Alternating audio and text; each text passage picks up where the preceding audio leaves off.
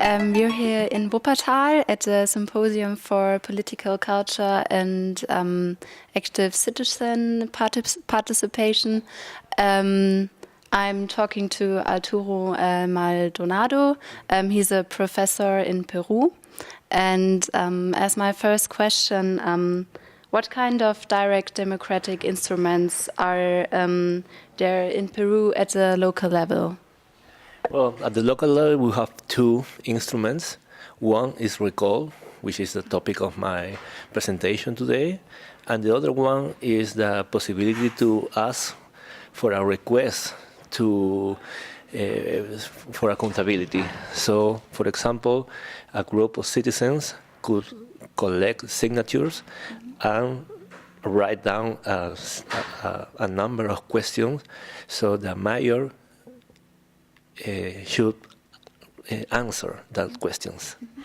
That are the two instruments at the local level. And are they being used by many people?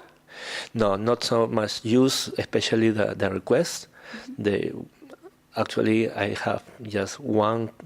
We have just one case in the capital city, but on the contrary, requests have been massively used in Peru. Okay. We have hundreds of cases of recalls at the local level. Okay. And what role do these instruments play for democratic development in your country?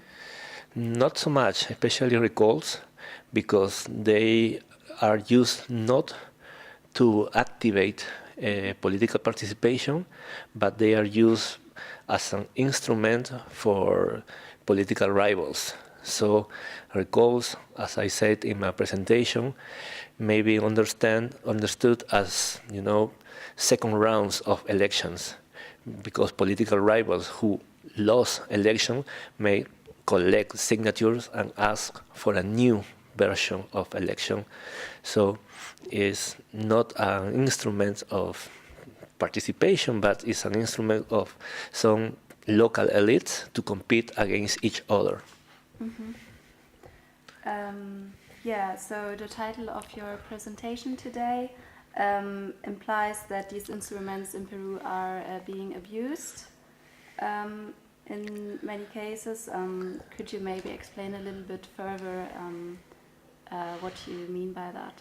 Yeah, I said that recalls have been abused because we have a lot of recalls in Peru, a lot of not only recalls but authorities recalled. So there are thousands of mayors and council members that have been out of office.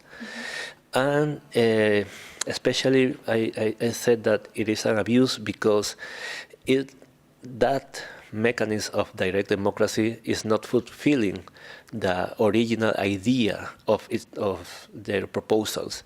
For example, the leftist parties in the 80s proposed recalls as instruments to increase the idea of participatory democracy. The Fujimorismo in Peru proposed a mechanism of direct democracy as a way to increase popular voice, right? And right now, these two ideas are not fulfilling with the current use of recalls. So that's the idea of the abuse, right? But I also would like to emphasize that at the end of my presentation, I said that recalls may be a lesser devil because they are instruments to channel political disputes against these political actors that fight against each other. At least they have this institutionalized mechanism to compete in elections. Okay, elections after elections that leads to instability, but at least they are institutionalized, because if we could not have recalls, probably it would lead to just violence and crime. Yeah. Okay, so Peru has only been democratically ruled against since 2001, after several military dictatorships in the 20th century and the autogolpe of Fujimori in 1993. And how democratic would you say is Peru nowadays, in your opinion? How democratic is Peru? Yeah.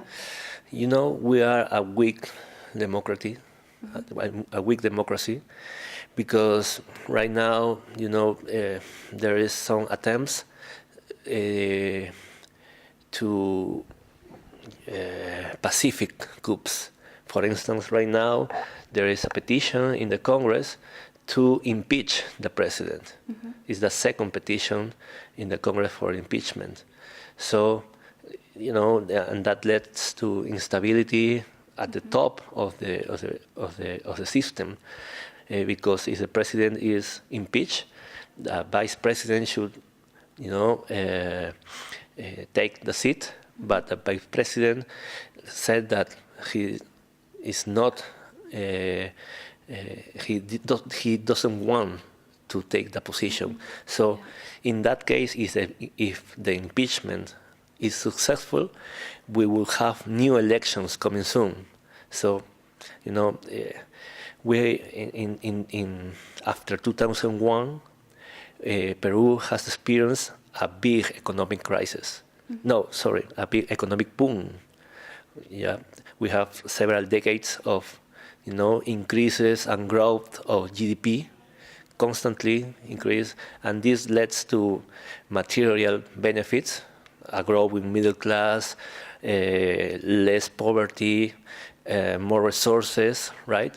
But this economic boom is not joined with institutional development. So there is a, you know, a gap between economy and politics. You know, economy is good, but politics is weak.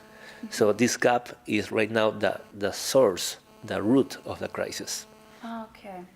And to what extent do you think has your country learned from its bad experiences? I think we have learned about bad experience in the economic terms. For example, we are very sensitive with inflation, because in the 80s we have experienced inflations in, you know, very huge rates. In 1 year, in 1989, we have a rate of 5,000% inflation. So it's like Venezuela right now. We experienced that rate in the 80s, at the end of the 80s.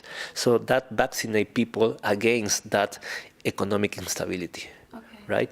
But it's not the same in political terms, because in Peru, people is alienated from politics. People don't want to be part of politics. So people is vaccinated against economic crisis, but is not vaccinated against a political crisis. So political crisis is something normal in Peru.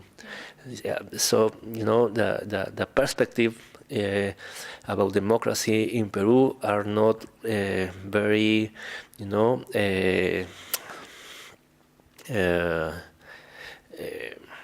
you know, it's not a happy ending. Yeah, it's some fragile situation. Okay.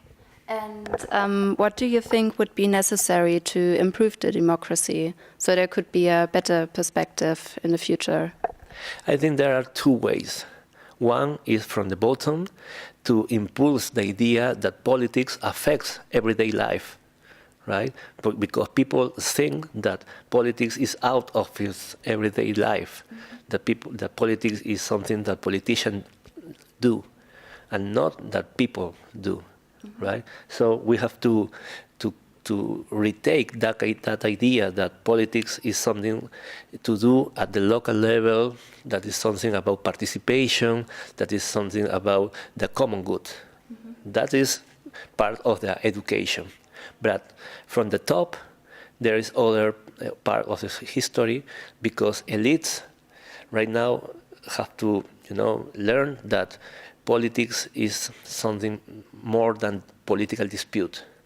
That they have to invest time, they have to invest effort, not only to maintain the economy, but only to, develop institutions in Peru. Yeah.